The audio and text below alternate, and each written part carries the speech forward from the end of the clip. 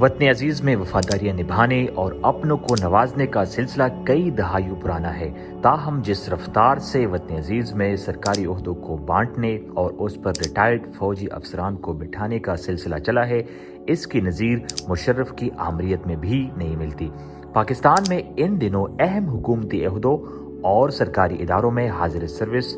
اور سابق فوجی افسران کی تعیناتیوں میں مسلسل اضافہ ہوتا جا رہا ہے۔ اعداد و شمار کے مطابق پاکستان میں فوجی افسران اس وقت 257 سویلین عہدوں پر، سرکاری اور حکومتی عہدوں پر تعینات ہے، اور خوفناک طور پر یہ تعداد پرویز مشرف کی حکومت میں سویلین عہدوں پر تعینات 104 افسران کے مقابلے میں کہیں زیادہ ہے۔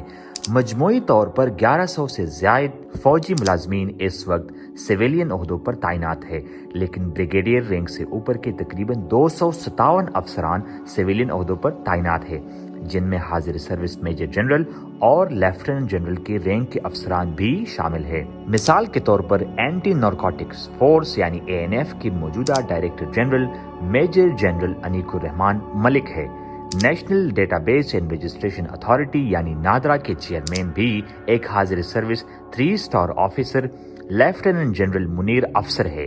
وابڈا کے موجودہ چیئرمین بھی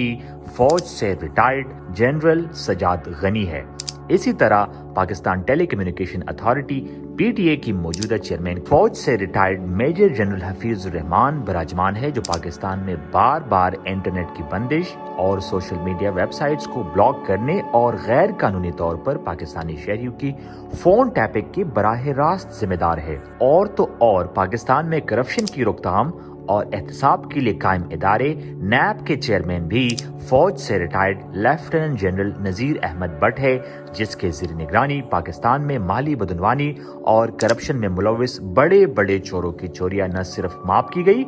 بلکہ انتہائی بیہودہ طریقے سے نیب کے ادارے کو حزب اختلاف یعنی اپوزیشن کے رہنماؤں کی کردار کشی اور سیاسی وفاداریاں تبدیل کرانے کے لیے بے دریغ استعمال کیا گیا۔ قدرتی آفات سے نمٹنے والے ادارے NDMA کے چیئرمین شپ بھی ایک حاضر سروس فوجی افسر لیفٹیننٹ جنرل انعام حیدر ملک کے پاس ہے۔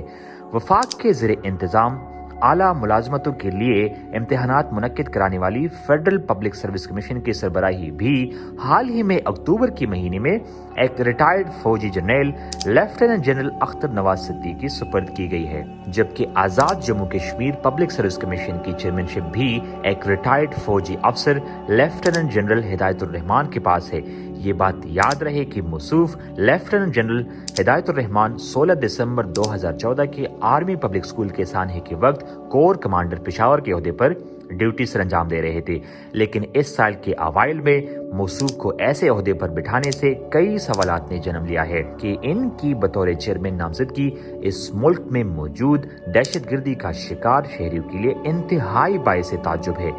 ایک اور صوبائی پبلک سروس کمیشن یعنی KPPSC کی چیئرمین شپ کی بھی ایک ریٹائرڈ کیپٹن سکندر قیوم کے حصے میں آئی ہے۔ اسی طرح سے لیفٹیننٹ جنرل محمود علی کو سیکرٹری ڈیفنس لگا دیا گیا ہے، جبکہ بوسنیا، شام، نائجیریا، برونائی اور سری لنکا سمیت کئی ممالک میں فوج کے ریٹائرڈ افسران بطور سفیر ڈیوٹیاں سر انجام دے رہے ہیں۔